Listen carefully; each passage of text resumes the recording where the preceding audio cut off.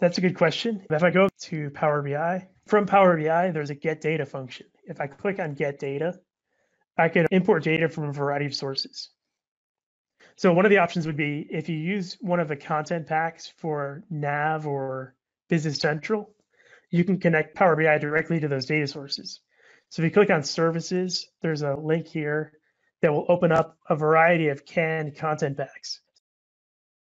If I search for Business Central, you can see there's a variety of content already available for Business Central. And I can say get it now, and that will connect to that data source. And then other ways of getting to it is you can say get data, and you can connect specifically to files that you have, like a Excel or Power BI desktop file, or databases directly. And then the more advanced way to do it would be to download Power BI desktop, and there's a get data function inside of Power BI desktop.